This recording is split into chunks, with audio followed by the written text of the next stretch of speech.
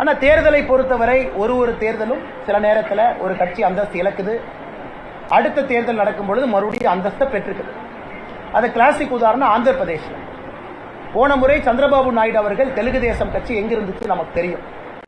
இன்னைக்கு தெலுங்கு தேசம் கட்சி 175 இடத்துல அப்படியே ஸ்விங் பண்ணி 158. அதனால் அரசியலை பொறுத்தவரை எப்பொழுதும் ஆச்சரியம் நடக்கலாம். ஆனா தலைவர்கள் களத்தில் வேலை செய்யணும், செஞ்சுக்கிட்டு இருக்காரு. அதனால இங்க குறைஞ்சிருச்சு அங்க குறைஞ்சிருச்சுன்னு பாக்குறத விட இது ஒரு பாலிடிக்ஸ்ல சில நேரம் உயரமும் சில நேரம் சரிவும் வருவது சகஜம் தான் பாக்குறோம்.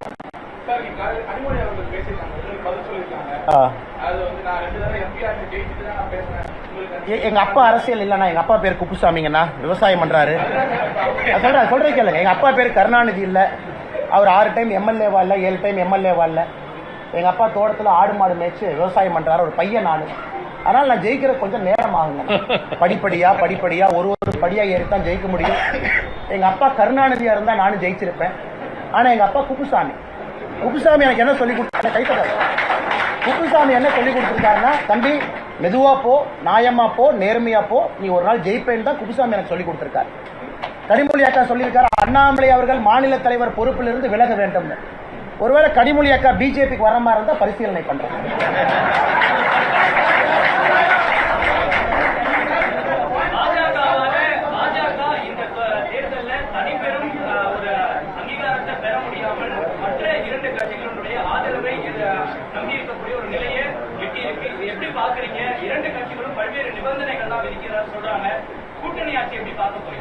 அண்ணா கூட்டணி ஆட்சி எங்களுக்கு புதிது இல்லைங்கண்ணா.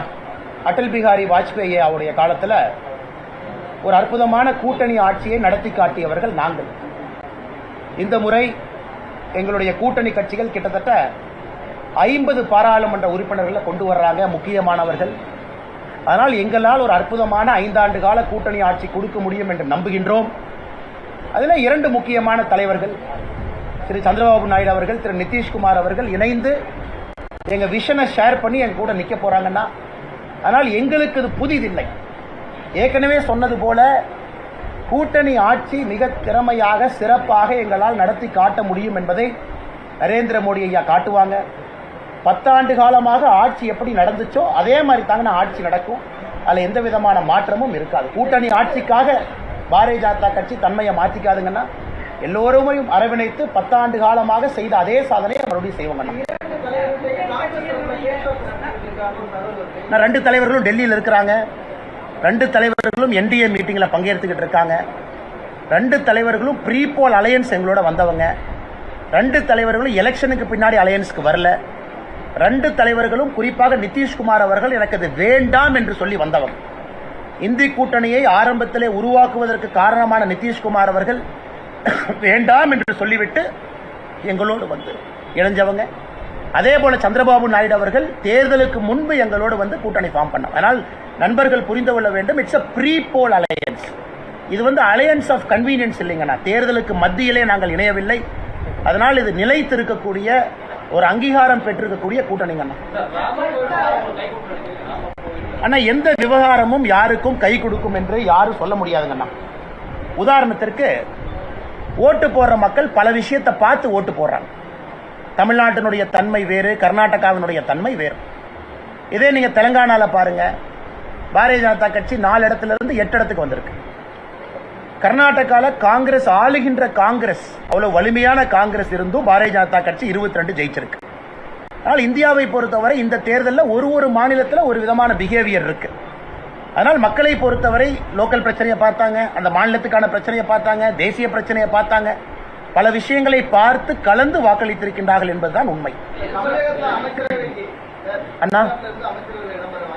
ஆனா தமிழகத்திலிருந்து எல்லோருக்கும் கொடுத்திருக்கக்கூடிய பணி, அடுத்து 2026 பாரதிய ஜனதா கட்சி ஆட்சிக்கு வருவதற்கு இங்கே உழைக்க வேண்டும் என்பதுதான் எங்களுக்கு கொடுத்திருக்கக்கூடிய பணிகள்.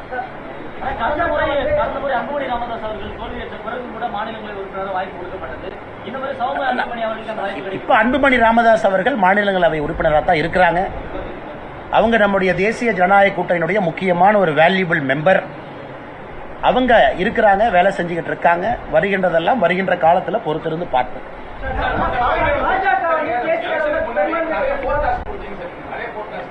ஃபார் எக்ஸாம்பிள் கோயம்புத்தூர்லயும் டெபாசிட் போயிருக்கீங்க எல்லாமே. அது என்ன உங்க ஃபோர்காஸ்ட் எதுவுமே வந்து ட்ரூ ஆகுது பாத்தீங்கன்னா எல்லாமே இதாயிடுச்சு பொய்யாயிடுச்சு. ஒருவேளை நீங்க தப்பா கலந்து புரிஞ்சுங்களா இல்ல உங்களுக்கு மிஸ்இன்ஃபர்மேஷன் நிறைய ஃபீட் பண்ணாங்க? யாரு மிஸ்இன்ஃபர்மேஷன்ல ஃபீட் பண்ணீங்கன்னா 0.4% ஒருத்தர் டெபாசிட் வாங்கினாங்க. அது எப்படி மிஸ் இன்ஃபர்மேஷன் சொல்லலாம்? 16.6 வாங்கினா டெபாசிட் போயிடும். அந்த கட்சி 17 வாங்கிட்டாங்க. அது எப்படி தவறுனா? எப்படி இருந்தாலும் அந்த தன்மை நான் சொன்னது உண்மைதானே. சவுத்தில் நீங்க பாக்குறீங்க, அரசியல் மாற்றத்தை பாக்குறீங்க, உண்மைதானே. தமிழகத்தில் பாரதிய ஜனதா கட்சி வளர்ந்துருக்குன்னு சொன்னேன், நிறைய நண்பர்கள் வளரலீங்க, வளர்ந்துருக்கிறது உண்மைதானே.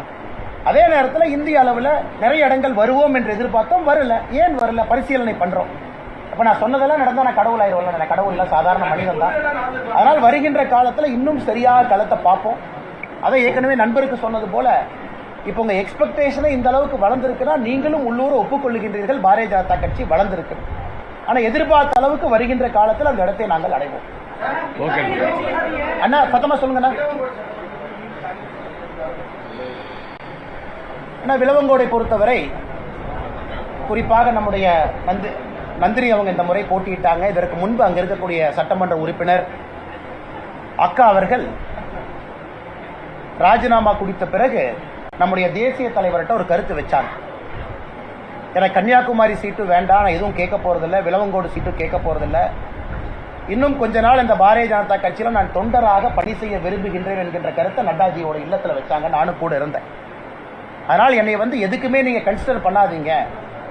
பாரதிய ஜனதா கட்சியினுடைய பெரும் தலைவர்கள், மிகப்பெரிய தலைவர்கள் எல்லாம் இருக்கிறாங்க, பொன்னாரன் எல்லாம் இருக்கிறாங்க. அதனால் நான் கொஞ்ச நாளைக்கு பணி செய்யறேன், என்னை கன்சிடர் பண்ணாதீங்கன்னு அவங்க கேட்டுக்கிட்டாங்க. இன்னைக்கு அவங்க தொண்டராக பணியாற்றுறாங்க. ஆனா விளவங்கோட்டில் இன்னைக்கு பாரதிய ஜனதா கட்சி 2வது இடத்துக்கு வந்திருக்கோம். கடுமையாக போராடி வந்திருக்கோம். வெற்றி தோல்வி என்பதெல்லாம் சகஜமே. ஒரு இடத்துல வெற்றி கிடைக்கும், ஒரு இடத்துல தோல்வி கிடைக்கும். குறிப்பாக கன்னியாகுமரி ட்ரெண்ட் உங்களுக்கு தெரியும். அதனால் எங்களுக்கு விஜயதாரணி அக்கா இருக்கிறாங்க, நிறைய தலைவர்கள் இருக்கிறாங்க. கடுமையாக உழைப்பான அடுத்த முறை நாங்கள் ஜெயிக்கிறோம். ஆனால் இந்த முறை வெற்றி பெற்றிருக்கக்கூடிய வெற்றி வேட்பாளருக்கு எங்கள் வாழ்த்துக்களையும் தெரிவிச்சு. அண்ணா கொஞ்சம் சத்தமா சொல்லுங்க அண்ணா. இன்னைக்கு நம்ம 2026 பேசிட்டு இருக்கோம். மோடி ஐயா பதவி ஏற்கணும், அதுக்கு 2-3 நாள் பாக்கி இருக்கு. பதவி ஏற்று எங்களுடைய சாதனையை நீங்க பார்க்கணும். இதெல்லாம் நீங்க பாப்பீங்க. அதற்கான நேரமும் காலமும் வரும்பொழுது பேசுவாங்க. இவர் கேட்கவே இல்லை, அவர் கொடுப்பாரு. என்ன சும்மா இருக்கா? கேட்கவே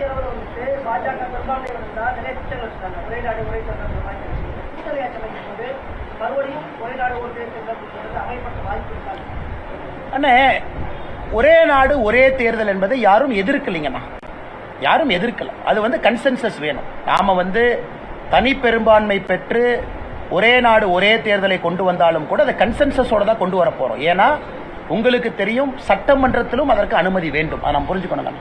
பாராளுமன்றத்தில் ராம்நாத் கோவிந்த் அவர்கள் ரிப்போர்ட்டை கொடுத்திருக்காங்க. பாராளுமன்றத்தினுடைய அனுமதி, சட்டமன்றத்தினுடைய அனுமதி பெரிய ப்ராசஸ். ஜிஎஸ்டி வந்த மாதிரிங்கண்ணா. அதனால் அப்படி இருந்தாலும் அது கன்சென்சஸ், இப்ப இருந்தாலும் கன்சென்சஸ் தான். அதை நிச்சயமாக எல்லாத்துக்கிட்டையும் பேசி எல்லோரையும் ஒரே வழி பாதைகளை கொண்டு வந்து அதை ஏற்றுவதற்கான எல்லா முயற்சியும் நம்ம கட்சி எடுப்பாங்க. ஏன்னா எங்களோட மேனிஃபெஸ்டோ ப்ராமிஸ் அது. அதனால் நீங்க பொறுத்திருந்து பாருங்க. எந்த நிபந்தனையும் யாரும் வைக்கலீங்கன்னா, ஏன்னா பத்திரிகையில வருது, எல்லாரும் டெல்லியில் இருக்கிறாங்க, எல்லாரும் வந்து முழு ஆதரவு கொடுப்பதா சொல்லியிருக்கிறாங்க. சந்திரபாபு நாயுடு அவர்கள் இன்று காலையில பிரஸ் மீட்ல சொன்னாங்க முழு ஆதரவு கொடுக்கிறோன்னு. நிதிஷ்குமார் ஐயா நேத்தே பேசினாங்க, காலையில முதல் விமானத்தில் டெல்லி போறோன்னு அவங்களும் வந்திருக்கிறாங்க. அதனால எல்லோரும் நிபந்தனை இல்லாம முழு ஆதரவு கொடுத்திருக்கும் பொழுது பத்திரிகையில யூகத்தின் அடிப்படையில் வரக்கூடிய செய்திக்கு நான் கருத்து சொன்னா தப்பா போயிருங்கண்ணா. பாதகம் செய்பவரை கண்டால் நாம் பயங்கொள்ளலாகாது பாப்பா, மோதி மிதித்து விடு பாப்பா, அவர் முகத்தில் உமிழ்ந்து விடு பாப்பா. அண்மை செய்திகளை உடனுக்குடன் தெரிந்து கொள்ள இணைந்திருங்கள் எம் நாடு தொலைக்காட்சியுடன்.